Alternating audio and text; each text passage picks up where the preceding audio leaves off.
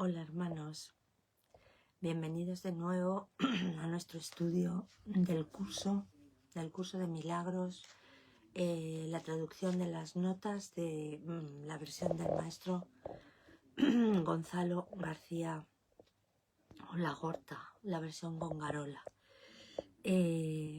Antes de nada, como solemos hacer, no nos veíamos desde el 1 de diciembre. Y bueno, pues hoy era un día propicio para continuar con nuestro estudio del curso de esta versión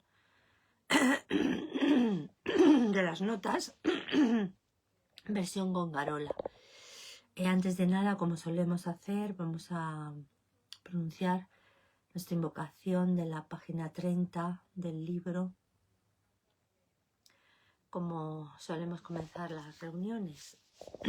La invocación del Espíritu Santo, que dice así: estoy aquí únicamente para ser útil, estoy aquí en representación de aquel que me envió. No tengo que preocuparme por lo que debo decir ni por lo que debo hacer, pues aquel que me envió me guiará. Perdón. Me siento satisfecha de estar donde quiera que Él desee, porque sé que Él estará allí conmigo. Sanaré a medida que le permita enseñarme a sanar. Bien, nos habíamos quedado continuábamos con el principio 34, que es un poco, bastante largo, y hoy seguramente que lo terminaremos, pues solo queda un apartado dentro de ese principio de la versión Gongarola titulado Deshaciendo viejos patrones de aprendizaje. Vamos a recordar cuál es el principio 34. Dice así, según la versión Gongarola: los milagros dependen del buen uso del tiempo.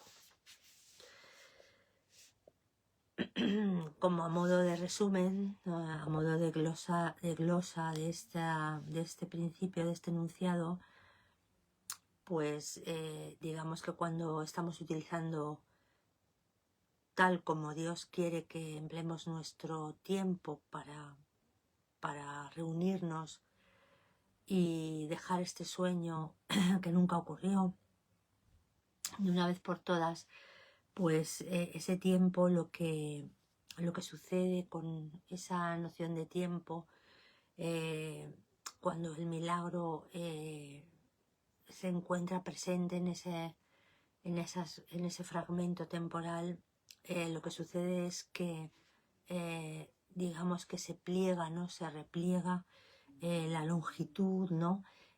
Toda esa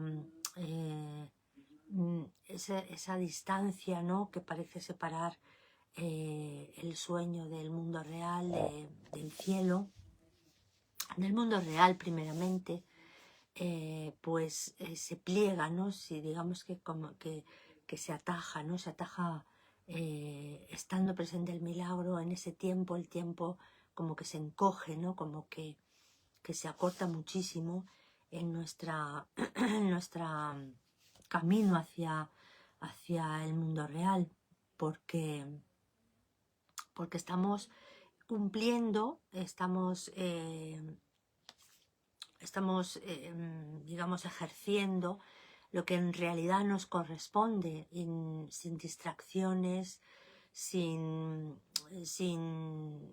poner nuestra atención en otras cosas que no sean las cabales, ¿no? Las que nuestro Padre pide que cumplamos aquí en el sueño para despertar al mayor número de hermanos posibles dentro de nuestro radio de acción y por supuesto con ellos a nosotros mismos. Pues bien, vamos a leer este apartado, este subapartado, como una epígrafe dentro del principio 34, que lo titula el maestro Gonzalo: Deshaciendo viejos patrones de aprendizaje. La siguiente parte del curso pondrá un énfasis creciente en la expiación, ya que cambiar los patrones de aprendizaje requiere deshacer los viejos. El verdadero significado de la inhibición retroactiva, aquí hay una nota del maestro, inhibición retroactiva, término que en psicología tiene connotaciones negativas, pues indica que el nuevo aprendizaje perjudica lo ya aprendido. La inhibición retroactiva es cuando el nuevo aprendizaje interfiere con el recuerdo del aprendizaje anterior. Esto tiende a ser visto como algo negativo, pero Jesús lo enmarca como algo positivo. A veces lo nuevo es lo más importante y tiene que inhibir lo viejo. Bien, pues podríamos decir aquí, bueno, no lo vamos a decir porque lo dice el maestro en la nota siguiente, el maestro Gonzalo, lo dice en la nota, en dos notas más adelante, dice lo que yo iba a decir. Entonces, bueno, pues vamos a continuar.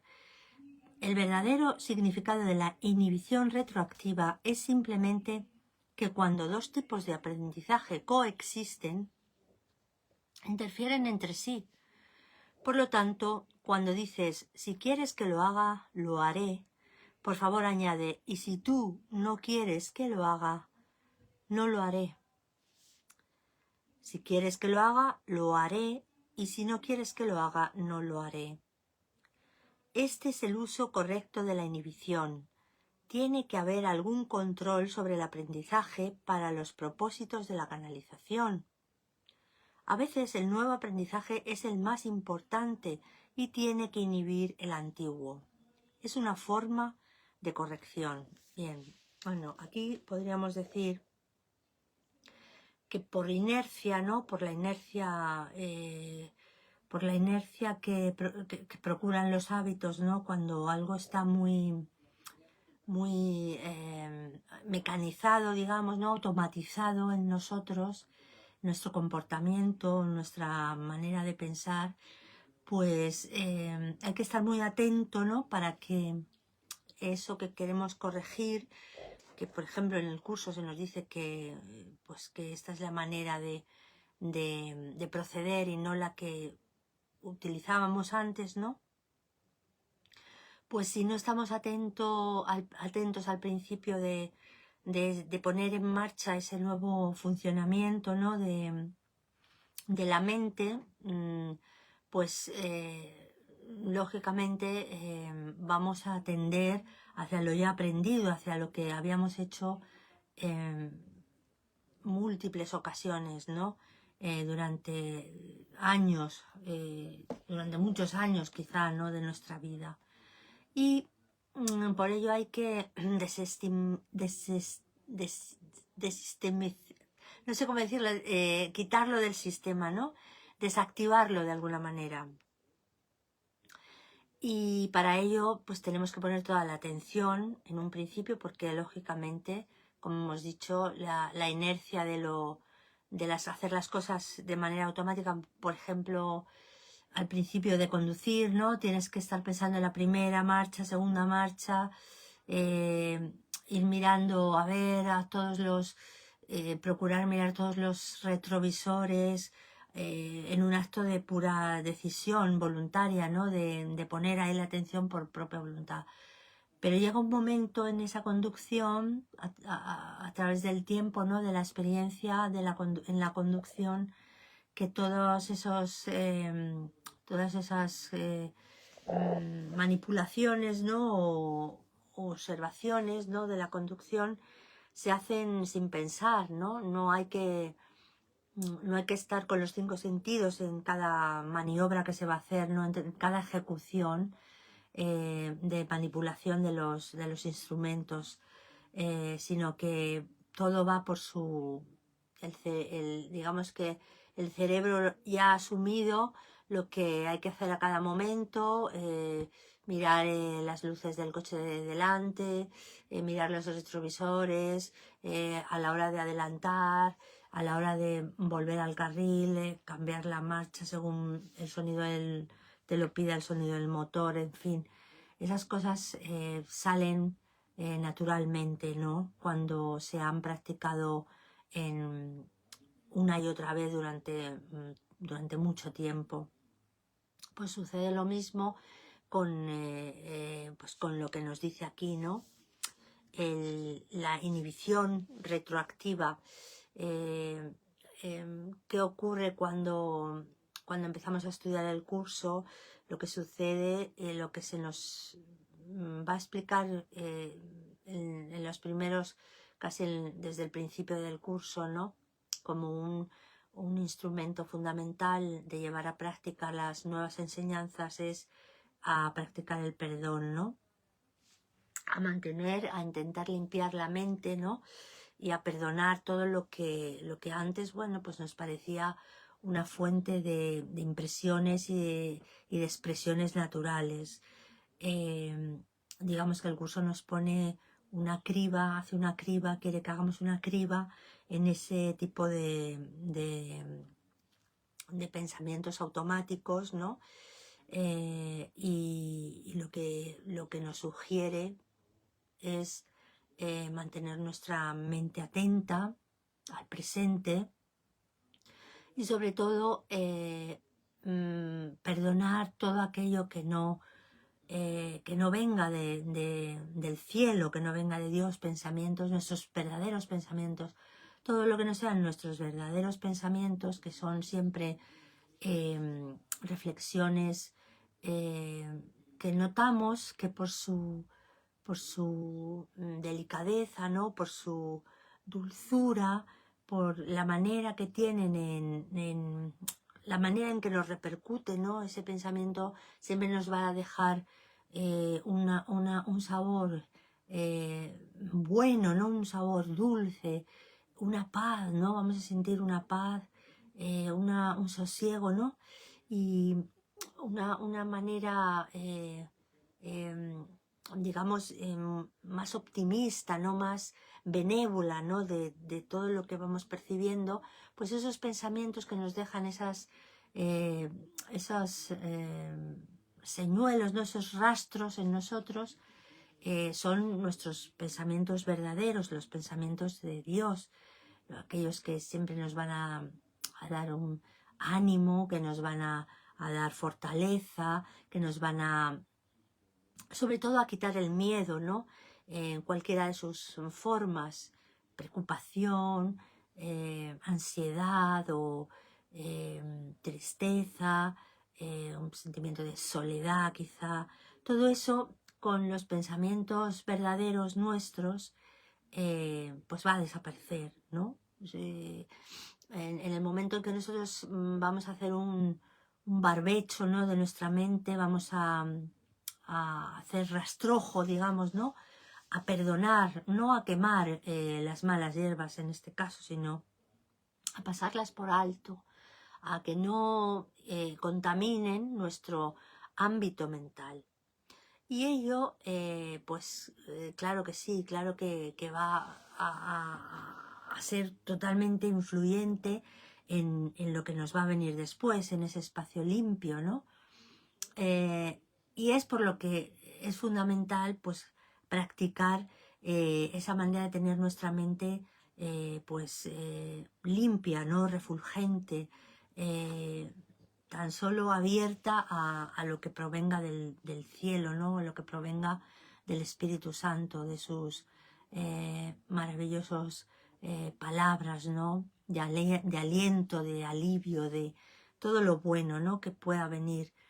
Ese es el Espíritu Santo. Bien, lo que ocurre es que en ese principio, que no tiene por qué ocurrir, pero bueno, puede parecernos al estudiante, pues al que inicia, ¿no? Al estudiante inicial del curso, lo que puede ocurrir es que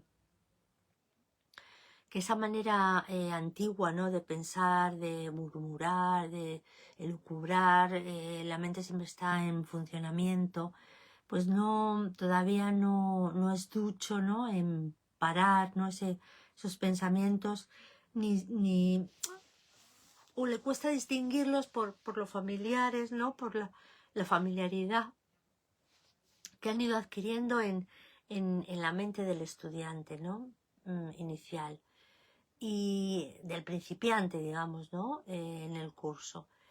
Y entonces aquí podríamos meter, ¿no?, lo del significado de la inhibición retroactiva. Si no estamos atentos, pues enseguida vamos a emitir juicios, por ejemplo, en lo que parezca estar sucediendo ante nosotros. Vamos a poder emitir juicios, vamos a poder pues elucubrar, irnos detrás de pensamientos que no conducen a nada, porque cuando no pensamos en las cosas de Dios, los pensamientos nuestros verdaderos, los pensamientos divinos, no estamos pensando, pero si realmente queremos cambiar, ¿no?, esa atmósfera mental, pues será a base de un ejercicio continuado, de no dejar que florezcan, de no dejar que ni siquiera el más mínimo, ¿no?, conato de pensamiento que no sea del Espíritu Santo. Una simple percepción de los sentidos puede ser, o un juicio, ya sea sobre hermanos, o sea, sobre algún aspecto de la vida cotidiana, ¿no? Una condena, ¿no?, una crítica. Bueno, pues todo lo que habitualmente antes de estudiar el curso, pues solíamos, ¿no?, tener ese batiburrillo, ¿no?, de impresiones, pues todas muy enraizadas en el mundo, ¿no?, y en sus bajos fondos, digamos, ¿no?, porque no conducen a nada ese tipo de ideas ni de pensamientos. Y además lo más importante es que no nos va a dejar lugar a tener una mente milagrosa, ¿no?, una mente purificada de toda esa maleza, ¿no? Por lo tanto, tenemos que al principio, luego será una cosa natural, como ocurre con la conducción de un vehículo. Va a ser todo automático, va a ser todo espontáneo, sin siquiera concentrar de la manera que lo tenemos que hacer al principio, no en un principio, sino que va a ser algo totalmente ya natural a nuestro sistema de pensamiento. Pero, como repito, pues esa inhibición retroactiva, es decir, nos va a ser a lo mejor al principio más cómodo tirar por lo de toda la vida, ¿no?, digamos que al principio a lo mejor vamos a tener como cuando estrenas unos zapatos, ¿no? Pues sí, qué bonito, sí, qué maravilloso, pero no dejan de apretar un poco hasta que se adaptan a la forma de nuestros pies. Pero luego pues van a lucir bien y van a ser cómodos y los vamos a llevar con mucha alegría, ¿no? Pues eso un poco ocurre también. Al principio pues hay que forzar un poco esa atención, hay que estar pendiente, hay que mantener la concentración, ¿no? En el sentido de qué estoy pensando a cada momento, ¿no? Tener como un censor, no, porque censores, digamos, tienen una acepción, así es una acepción un poco negativa, ¿no? Sino un vigilante, ¿no? Vigilar, no censurar en el sentido de, por eso no estaría bien censurar, sino siempre tiene que ser, todas las cosas de Dios tienen que tener una acepción positiva, una acepción agradable, amena, amable, ¿no? Y entonces que censurar o más que controlar, ¿no?, el flujo de pensamientos, pues estaría mejor pues vigilar, ¿no? Vigilar en el sentido de procurar el bien, ¿no?, de lo que se está guardando, de lo que se está dejando pasar, ¿no? Pues eso es lo que tenemos que practicar, ¿no?, con más persuasión, ¿no?, al principio. En el momento que veamos seguir los pensamientos, al principio a lo mejor, pues como estábamos tan acostumbrados a tener ese tipo de diálogo interno tan continuado y bueno, nos parece tan familiar, ¿no?, que pues que dejamos a lo mejor se nos cuelan, ¿no? Se nos pueden colar, e incluso podemos perseguir algunos pensamientos como solíamos hacer, pero con la práctica vamos a ser más como más autoexigentes y mirar lo que se está pensando, y cada vez nos va a ser más fácil y va a ser, bueno, pues como en un cedazo, ¿no? Cuando en un cedazo se pone en la arena, pues enseguida se escurren, ¿no?, los granos pequeños y la arena, el polvillo, ¿no?, de la tierra, pero quedan los granos, ¿no?, más grandes, y enseguida vamos a distinguirlos, esa grava, ¿no?, más grande, más gruesa, enseguida vamos a distinguirla, e incluso llegaremos a distinguir incluso el polvillo, ¿no?, de los juicios, de la crítica, lo que nos hubiera parecido completamente benévolo incluso, ¿no?, antes, pues vamos a analizarlo todo mucho más profundamente, vamos a tener un ojo como mucho más microscópico, ¿no?, para que va a determinar si eso realmente debía estar en nuestro espacio mental tal como es el estado espiritual nuestro en ese momento o no. Y va a ser un flujo cada vez más ligero, va a ser más espontáneo, vamos a tener cada vez el criterio más claro, ¿no? Vamos a ser expertos, ¿no?, pues en esa fuente, en ese fuente y flujo de información que nos va a llegar, que no son nuestros pensamientos, son pensamientos del sistema egoico, ¿no?, que nos lanza continuamente, y que nosotros siempre hemos estado en la posición pues, de admitirlos o no admitirlos. Y como ahora sabemos que de eso va a depender ya no solo la práctica del perdón, ¿no?, que es fundamental, sino los efectos que esa práctica, ¿no?, los efectos que ese ejercicio cotidiano de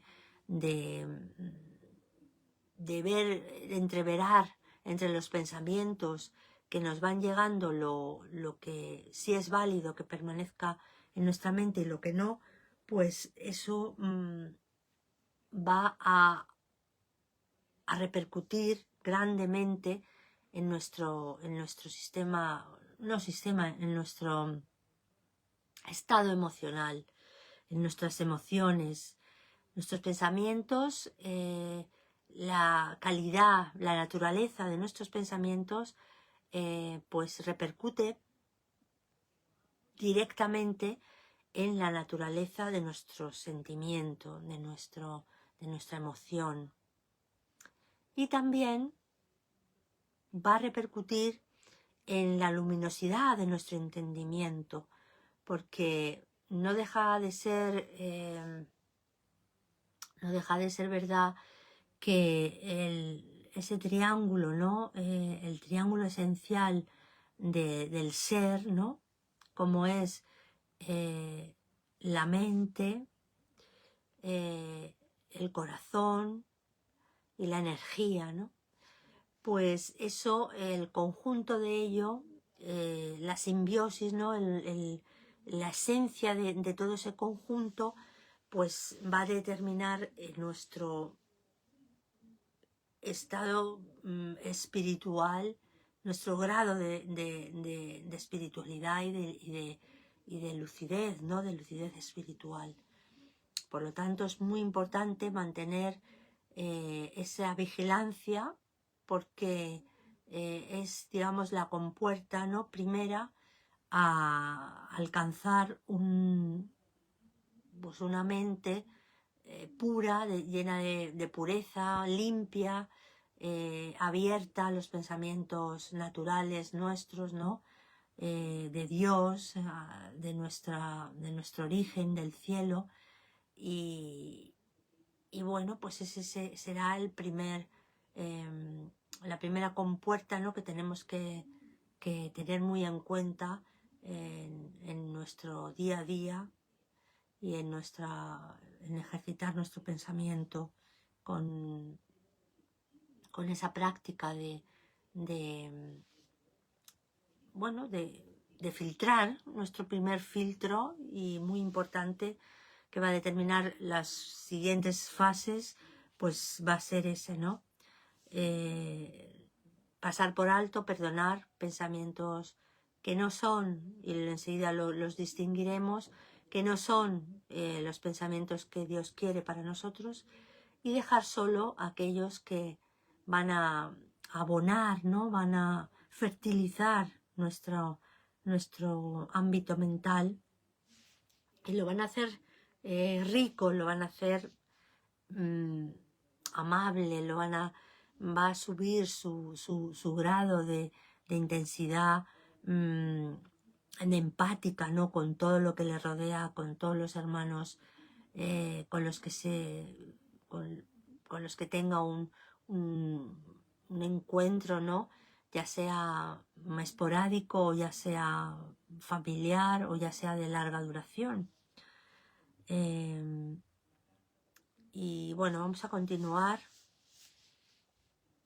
Por eso es lo que nos dice aquí: si quieres que lo haga, lo haré, y si no quieres que lo haga, no lo haré. Pues eso es, digamos, la consigna, ¿no? De ese primer filtro, ¿no?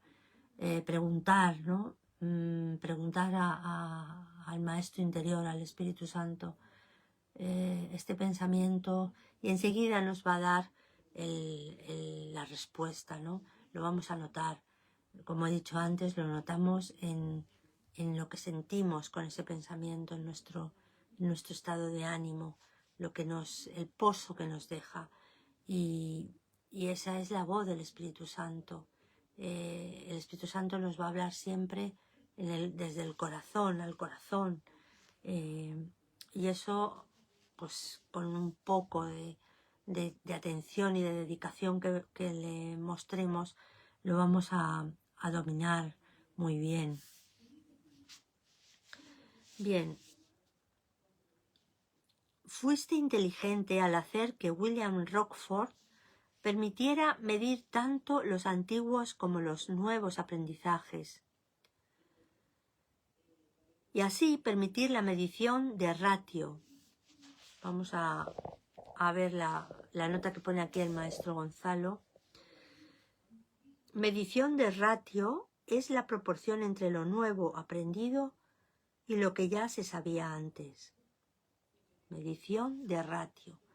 Bien, pues aquí la medición de ratio con respecto a lo que sabíamos antes de estudiar el curso, pues será será muy, digamos que muy grande, ¿no? La medición de ratio, pues puesto que vamos a invertir nada menos que el sistema de pensamiento que utilizábamos con uno completamente nuevo, que invierte la manera de pensar nuestra, y desde ese centro neurálgico nuestro, de nuestro pensamiento, lo que va a invertir es todo el panorama que vamos a ver del mundo. Se va a invertir todo, nuestra forma de pensar, ¿no? Y con ello vamos a ver las cosas inversamente, de otra manera, inversamente a como lo veíamos antes del curso. Luego la medición de ratio pues va a ser pues muy pronunciada, ¿no? Una medición muy, muy alta, ¿no? Una medición de mucho calibre, ¿no? Porque una inversión es ponerlo todo patas arriba, ¿no? De hecho, yo te ayudé en eso, porque la mayoría de los estudios solo miden el descenso que causa lo nuevo que se aprende sobre lo que ya se conocía. Pero el énfasis debe ponerse en cómo minimizar el efecto de lo antiguo sobre lo nuevo. Esta es un área mucho más útil en la que trabajar. Y aquí hay otra nota, que es la que yo me he callado antes porque iba a explicar y lo explica aquí. El maestro Gonzalo dice: para los efectos de este curso es importante impedir que el antiguo sistema de pensamiento que el mundo nos ha inculcado interfiera en la nueva manera de usar la mente que estamos intentando aprender.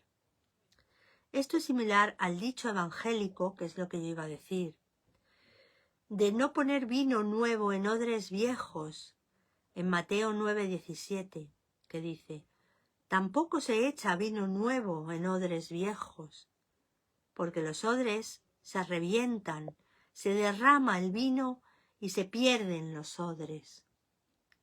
El vino nuevo hay que echarlo en odres nuevos, para que ambas cosas se conserven. Es decir, no se puede, pues lo que nos dice, lo que nos ha dicho, no se puede justaponer, digamos, una nueva enseñanza sobre la vieja, ¿no? Y hacer ahí una mezcolanza, un conglomerado, que unas veces van por un lado, otras veces para otro. Cuando te acuerdas de lo nuevo lo haces, pero la mayoría de las veces no lo haces porque lo otro lo antiguo lo tienes muy automatizado en tu manera de conducirte, ¿no? En la vida. Pues eso es, ¿no? Hay que, como dice Jesús, tenéis que volver a nacer de nuevo, ya no solo modificar, ¿no? El pensamiento, tenéis que nacer, y nacer significa empezar de cero, desaprender totalmente lo que habéis aprendido del mundo e instalar esa visión, esos ojos nuevos, esa mirada del niño, ¿no? Tenéis que ser como niños, pues volver a ser como niños para aprender de nuevo a mirar las cosas con ojos nuevos, a ver las cosas de otra manera. Porque ¿qué sucede cuando, pues eso, lo que hemos dicho, cuando con los odres viejos, cuando echan el vino nuevo, que se rompen, el vino se derrama, ¿no? Como nos dice aquí, y se echa a perder lo nuevo y lo viejo. Uno ya no sabe para dónde va. Por eso hay que tener la mente abierta y confiar en Dios, porque Dios, nada es imposible para Dios. Muchas veces nos vemos incapaces, impotentes ante pues cualquier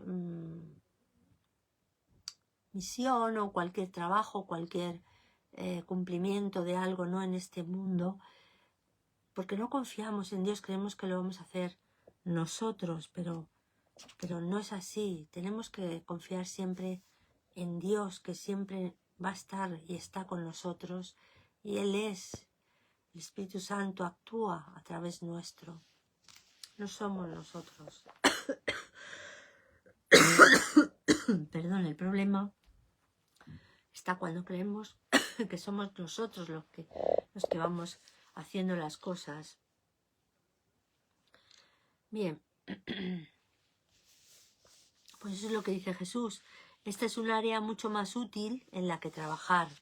Claro, en instaurar con equilibrio, con un pilar fuerte lo que estamos aprendiendo.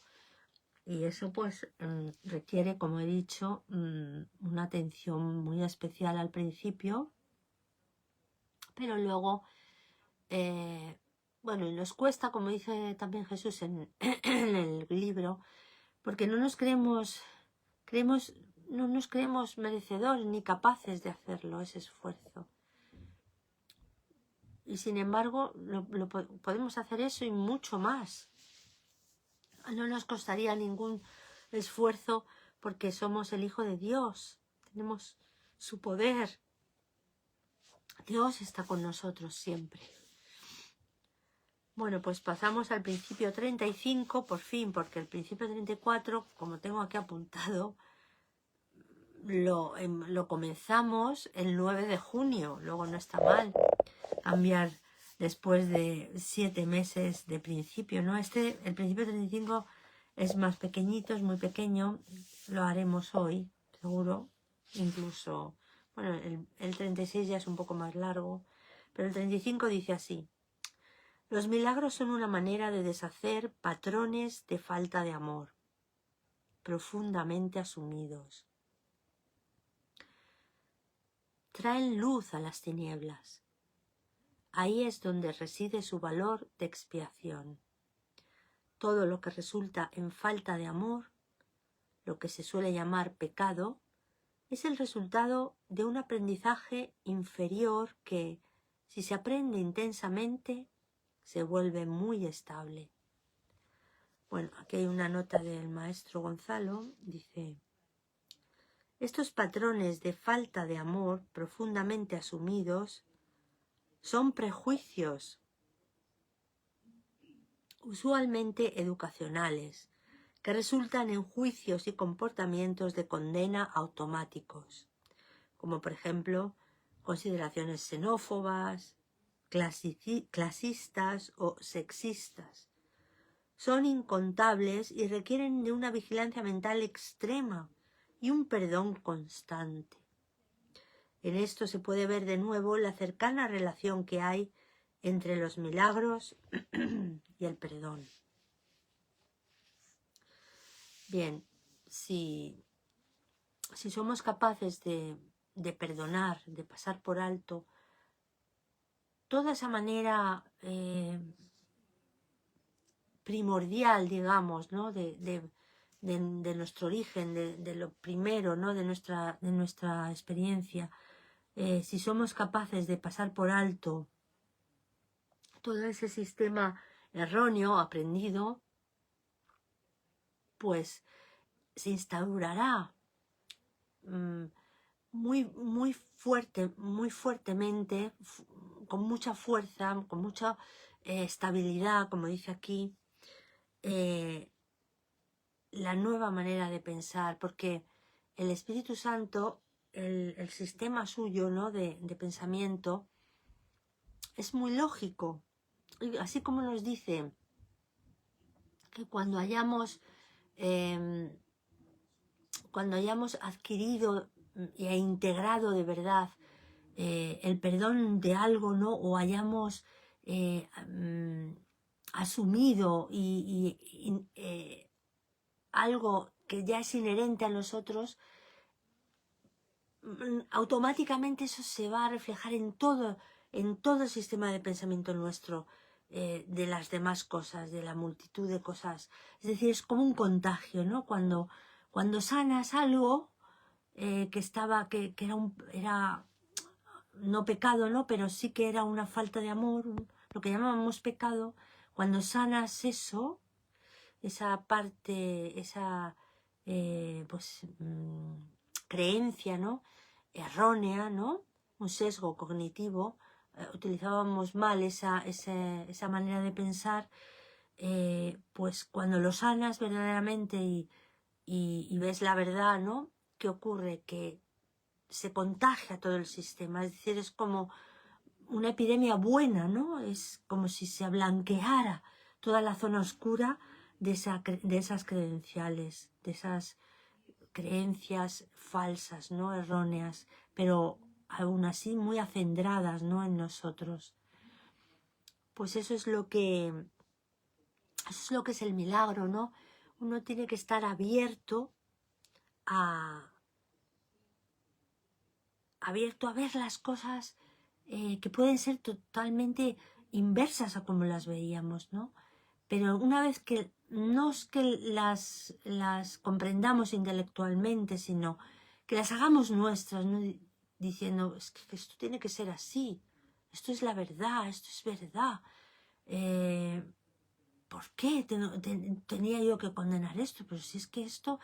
Entonces hay una zona, un área de todo nuestro sistema anterior que se ilumina también, ¿no? Se ilumina. Todo lo concerniente a ese error, pues deja de ser oscuro y se ilumina. Pues eso es lo que significa deshacer patrones de falta de amor profundamente asumidos.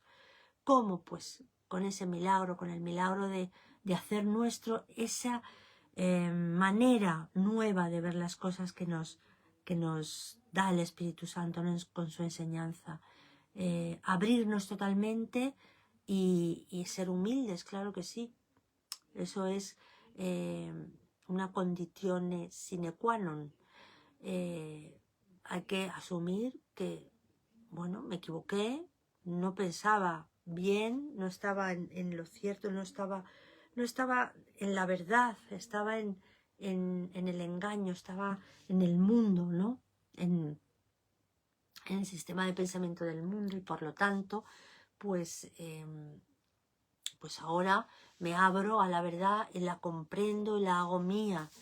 Y además sentiremos que le hemos dejado insertarse a ese nuevo criterio en nuestro nuevo sistema de pensamiento cuando nos dé como alivio, ¿no? Siempre el corazón como el faro, ¿no? Como la brújula, ¿no? De si eso es así, ¿no? Es la verdad. Porque sentiremos pues un gozo, ¿no? Un regocijo interior que nos va a decir que eso realmente es así, que lo aceptemos, que lo hagamos algo nuestro, como antes hacíamos nuestras, pues esos errores, ¿no?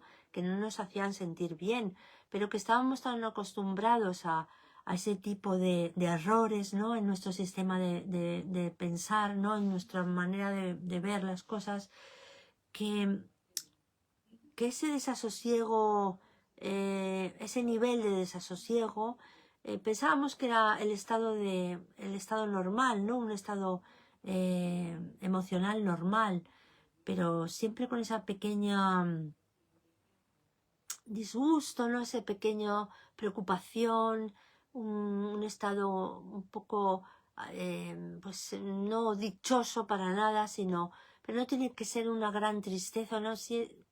Simplemente con que no seamos completamente felices, ni como dice Jesús, ni sintamos una paz y suscitemos alrededor nuestro de esa paz, pues es que algo no está bien en algún pensamiento que no corresponde a este nuevo sistema de felicidad, ¿no? De ser lo que somos, pues no lo hemos seguido, ¿no? No hemos seguido esa manera de pensar que nos acerca, que nos hace, no es que nos acerque, que nos hace manifiesto qué somos y qué hay en nosotros, que es al Dios mismo. Eso es lo que nos procura ese faro, ¿no? Que es nuestro corazón. Bueno, pues vamos a empezar el principio 36, si queréis. Nos queda todavía pues, unos 10 minutos. Y el principio 36 dice: el milagro reorganiza el orden de la percepción y coloca los niveles en su verdadera perspectiva. Y aquí hay una nota del maestro Gonzalo, dice: estos niveles son la mente y el cuerpo. El enfermo no se da cuenta de que la enfermedad está en la mente, que es lo único que existe, y cree ver su enfermedad en el cuerpo, que es una ilusión en la mente. La mente enferma, cuando juzga y culpa, la mente enferma cuando juzga y culpa. Por eso, tomar conciencia de que es la mente lo que necesita corrección, perdón, sana el cuerpo. Es decir, antes creíamos que, pues que la enfermedad, que el cuerpo enfermaba porque nos sobrevenía, ¿no? Quería el cuerpo, pues por lo que fuera, por la genética, por los hábitos, bueno, pues por mil cosas que creíamos, ¿no? Del mundo, que nos sobrevenían espontáneamente. Y bueno, pues lo único que podíamos hacer, recurrir, era pues a los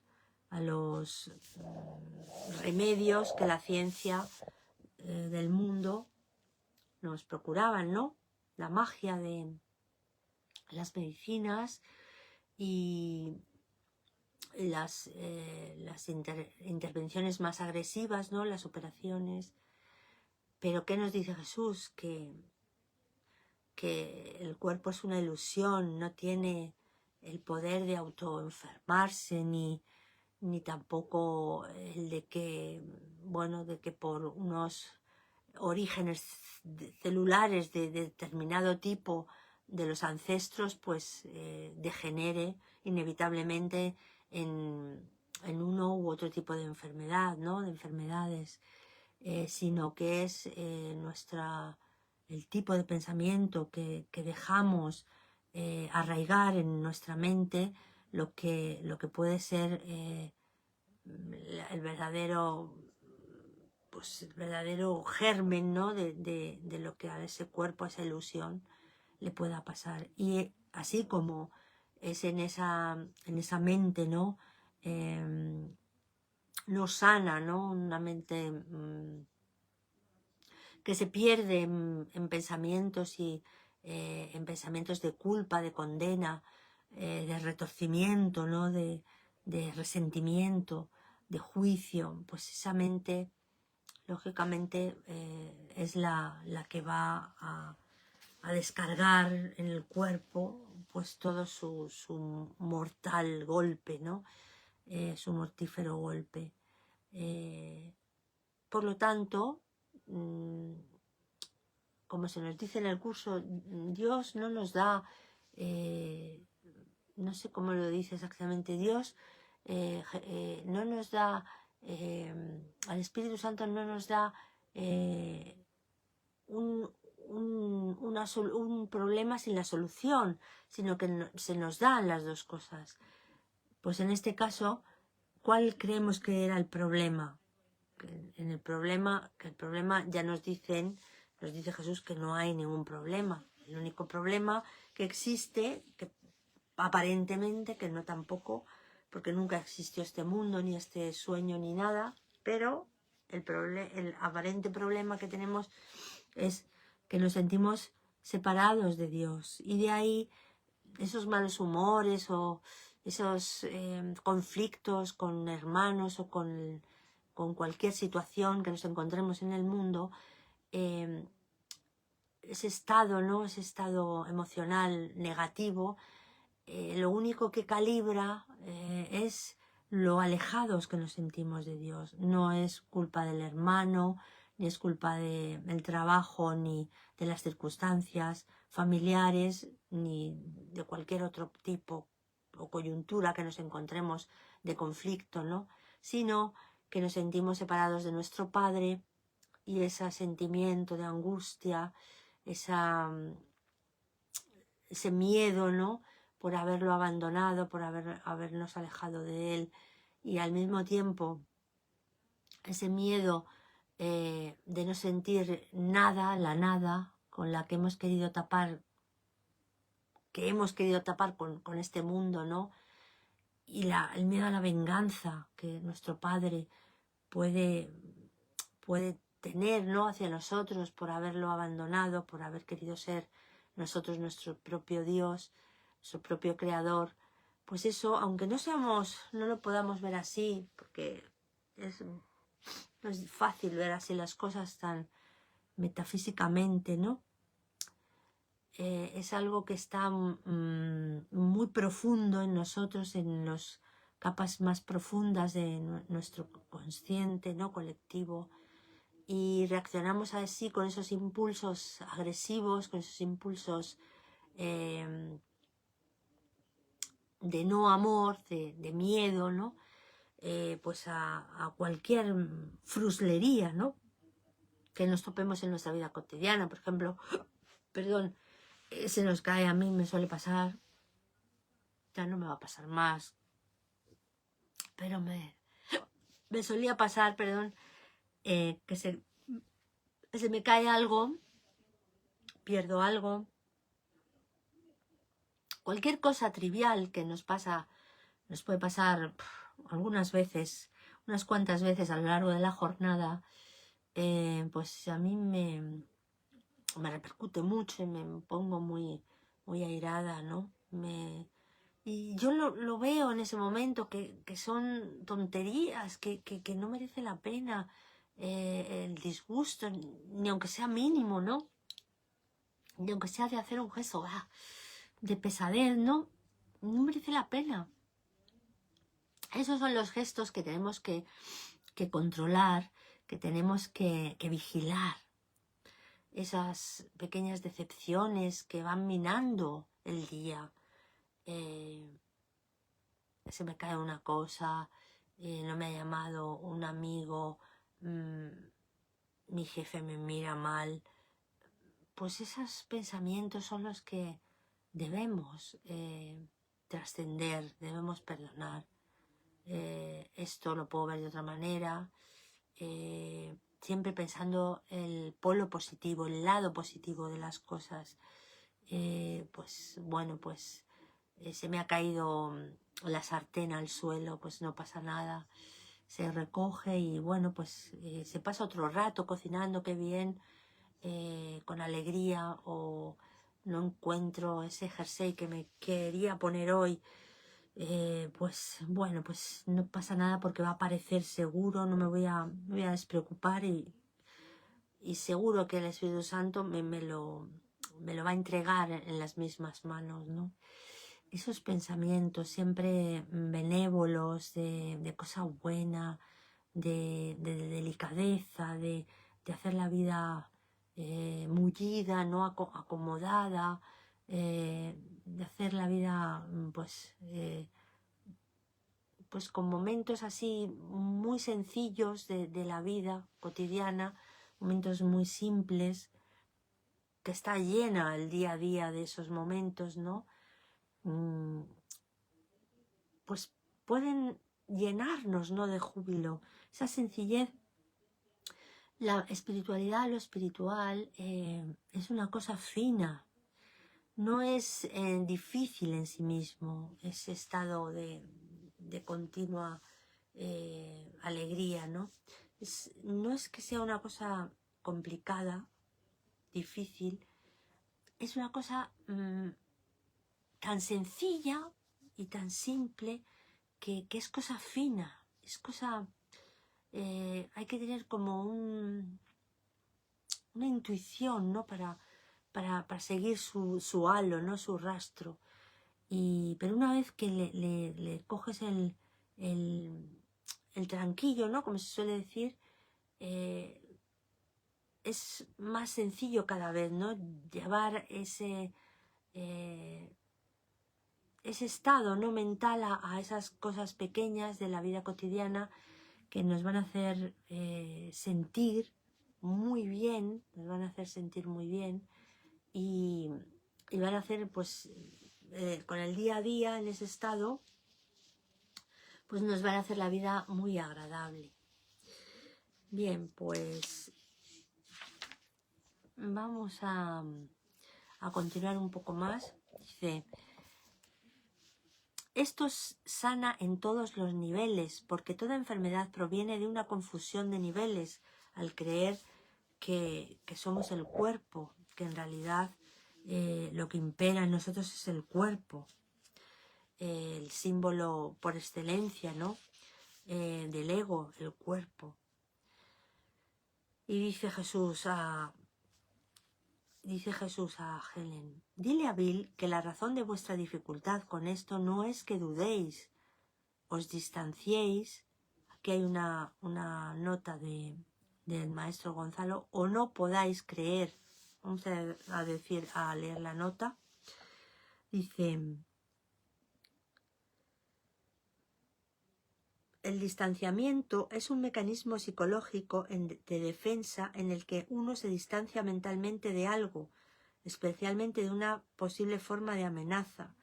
Es una postura de alejamiento, extrañamiento y separación, lo opuesto de compromiso y de intimidad e identificación.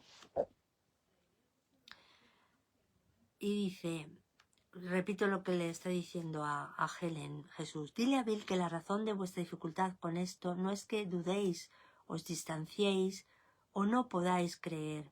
Es más bien una formación reactiva. Esto es muy interesante, la formación reactiva, dice el maestro. La formación reactiva, el maestro Gonzalo, es un mecanismo de defensa freudiano en el que se enmascara una emoción o impulso que produce ansiedad, exagerando la tendencia exactamente opuesta. Por ejemplo, mostrarse arrogante para enmascarar un complejo de inferioridad subyacente. En el pasaje anterior se adopta una postura de distanciamiento de la enseñanza en cuestión, con un estado de duda e incredulidad, para enmascarar lo que realmente se siente, una atracción subyacente hacia el espíritu, cuya intensidad asusta. Bien, esto nos lo dice el curso, ¿no? Tenemos tanto amor a nuestro Padre, en realidad sentimos el mismo amor que Él siente por nosotros, que llegamos a rechazarlo. No queremos, nos da miedo lo que propiamente sentimos por Dios. Lo tenemos muy oculto, ¿no? Lo tenemos muy debajo, muy soterrado, ¿no? Porque no queremos enterarnos, pero como ese amor hacia Dios es enorme, pues al mismo tiempo que sentimos pues ese sentido de la separación, ¿no? De lo reactivo, ¿no? De lo que nos acaba de decir, de la formación reactiva, ¿no? Tenemos tanta atracción hacia lo espiritual que de alguna manera, aunque le pongamos esa barrera de que no queremos enterarnos, ¿no? Por ejemplo, el ateísmo, ¿no? El ateísmo, pues es un ejemplo radical de esto. ¿Qué puede suceder con la gente que no cree en Dios? Pues que le da tal pavor el hecho de ser lo que es, que totalmente lo niega. Prefiere su creación, la nada. Pero ¿qué ocurre? Hay algunos que no, pero todos conocemos hermanos que han sido ateos toda la vida, pero que en las inmediaciones del proceso de morir se convierten. Y quizás sea, pues, cuando ya estás tan cerca de la verdad, que se te caen todos los velos y en ese momento pues no tienes más remedio que... Y además sientes ya ese amor que tienes, ¿no? Que te hace pues entregarte en esos momentos últimos y decir, pues sí, Señor, aquí estoy. Soy tuyo y siempre lo he sido y perdóname, ¿no? Yo sé que tú no tienes...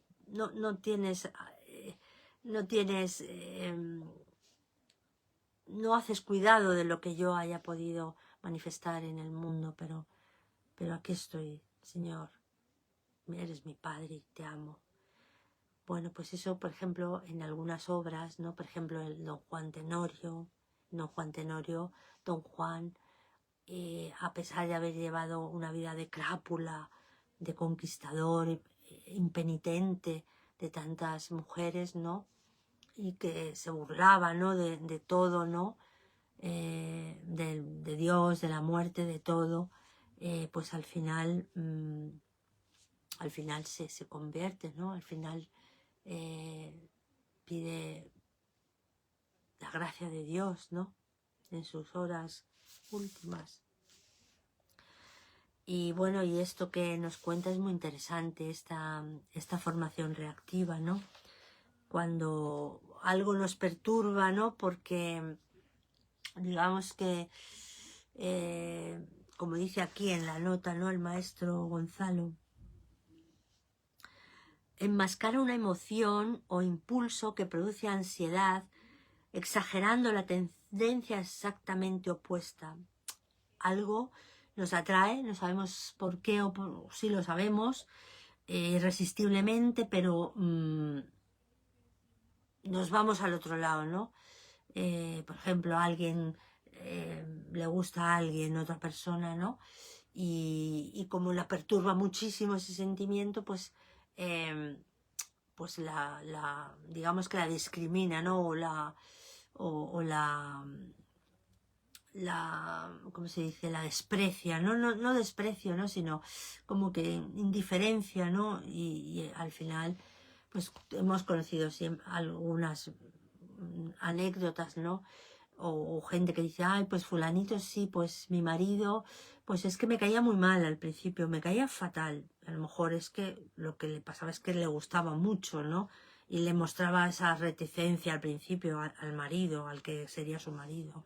Pues eso es muy interesante, eso es un concepto freudiano y eso es lo que nos pasa a veces con Dios. Es un amor candente, ¿no? Que está ahí en plena ebullición y a pesar de todas las barreras emocionales, inconscientes, del subconsciente que le hemos puesto, pues siempre se escapa, ¿no? Ese aroma de lo espiritual que nos atrae, ¿no? Nos atrae Dios, nos atrae lo divino, nos gusta eso. ¿Por qué? Porque somos eso, porque lo que no somos es esto que parece que estamos viviendo, es el cuerpo, es el mundo, es las cosas del mundo. Todos son distracciones, todos son ilusiones que no conducen a nada. Vamos a seguir este último más. Dice, es más bien una formación reactiva contra una atracción que reconocéis que es tan intensa que la teméis. Creéis que seréis desarraigados. Eso que nos lleva hacia eso, o hacia esa persona, o hacia ese tema, o hacia esa actividad, es tan potente que creo que voy a perder pues lo que soy yo, ¿no? Eso es lo que ese es el obstáculo, ¿no? Uno de los obstáculos que le ponemos a Dios. Es que, claro, yo no quiero dejar de ser yo. Quiero seguir siendo mi identidad, el personaje que he fabricado. Yo quiero seguir siendo yo. Yo no quiero dejar de ser y unirme al todo. Nos cuesta eso, nos cuesta dejar nuestra individualidad. Creemos que vamos a perder todo lo que somos cuando es al contrario. Vamos a perder nada porque no somos nada el personaje. Y el Hijo de Dios lo es todo con Dios. Creéis que seréis desarraigados, pero recuerda que una telaraña es realmente más fuerte que el hierro, si lo ves correctamente. Este miedo es también la razón por la que no pudiste transcribir bien ese principio. Está refiriendo Jesús a Helen. El propio miedo que sintió Helen cuando estaban estudiando el principio al que se refiere lo de la araña, pues no lo transcribió Helen bien del puro miedo que sintió ante lo que ese principio decía del amor de Dios. La araña que parece frágil, ¿no? Una araña parece, pues eso, con esas patas, ¿no? Tan sutiles, ¿no? Sus patas. Y sin embargo, dice Jesús, es más fuerte que el hierro, si lo ves correctamente. una telaraña es realmente más fuerte que el hierro. La telaraña, eso que es como unos hilillos, ¿no?, de nada, pues en realidad son más fuertes que el hierro. Y es un ejemplo muy, muy curioso el que pone Jesús. Y es que no sé, esto ya lo ha debido decir ya no me acuerdo de dónde lo decía, lo de la telaraña. Y tenía un sentido, sí, tenía sentido,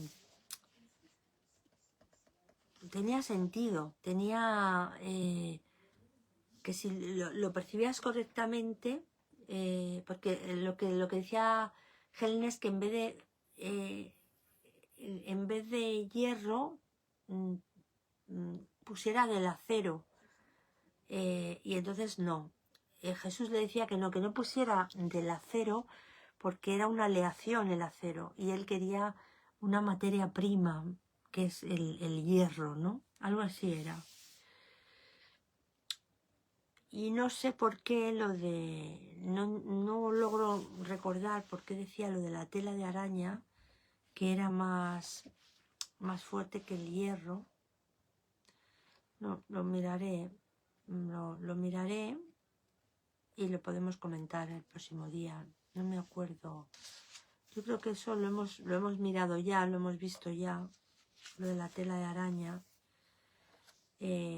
Bueno, lo miraré a ver dónde viene y lo explicaremos. Y dice: Señor, sáname, es la única oración legítima. Y aquí hay una nota del maestro Gonzalo. Salmo 6.2. Ten misericordia de mí, oh Jehová, porque estoy enfermo. Sáname, oh Jehová, porque mis huesos se estremecen. Y de Jeremías 17.14. Sáname, oh Jehová, y seré sano. Sálvame y seré salvo, porque tú eres mi alabanza. Aquí repito lo que dice el párrafo. Señor, sáname, es la única oración legítima, dice Jesús. Esto también significa: Señor, espía por mí, porque lo único por lo que el hombre debería orar es el perdón, pues tiene todo lo demás. Bueno, pues todo lo demás, tenemos todo ya. ¿Y qué ocurre? Pedimos el perdón a Dios. ¿Por qué le pedimos el perdón? Porque el perdón es lo que nos reconduce a ese conocimiento, a ese saber que lo tenemos todo. El perdón, pasar por alto todas las ilusiones, es lo que nos va a dar la visión de todo, de lo que realmente somos, de lo que realmente es nuestro Padre con nosotros. Nos va a dar una visión fidedigna de la realidad, y eso es tenerlo todo, porque cuando se tiene una percepción sana, se tiene todo, porque todo se percibe tal como es, en la justa medida. Es como si dijésemos el dibujo de Leonardo, el del hombre de Vitruvio, ¿no? Ese hombre que es totalmente proporcionado a todas las medidas del mundo. Bueno, pues el perdón es, digamos, esa medida, ¿no? Es la medida con la que nuestra percepción va a concebir la realidad en su medida exacta, ¿no? Eso nos lo da el perdón, porque no va a haber distorsiones en esa visión. Va a ser pues todo como trasplantándolo, ¿no? Trasladándolo a términos del mundo, ¿no? En este caso matemáticos, ¿no? El perdón va a ser la regla, ¿no? Va a ser el compás, va a ser la medida exacta de las cosas, ¿no? Y eso pues nos va a llenar de un júbilo, porque veremos todo tal como es, tal como Dios lo creó. Las proporciones exactas de los asuntos, por muy complicados, por muy por muchos recovecos que tengan las cosas, ese perdón, esa mente que ha perdonado y que es totalmente sana, pues nos va a mostrar el mundo real. El mundo real pues es percibir todo en uno mismo y a uno mismo en todo, es esa unión incandescente que nos lleva a la luz, ¿no? Que nos hace luz con la luz, y esa luz pues es Dios y el cielo protector, el cielo que nos da nuestra noción, la noción más exacta de nosotros mismos, que es que todo lo somos con nuestro Creador. Y sin nuestro Creador, pues no somos nada. Somos una ilusión que va dando tumbos hasta que perdona y despierta, ¿sí, no?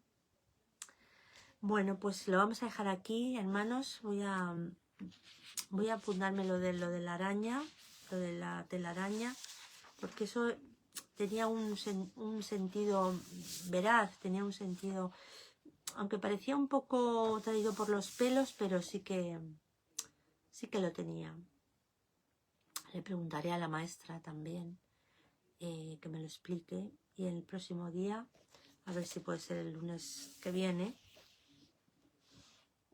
pues lo comentaremos y seguiremos con el principio 36. Y ha sido un placer, hermanos. Muchas gracias. Gracias por todo. Y ya nos vemos. Espero que el próximo lunes. Muchas gracias. ¡Mua!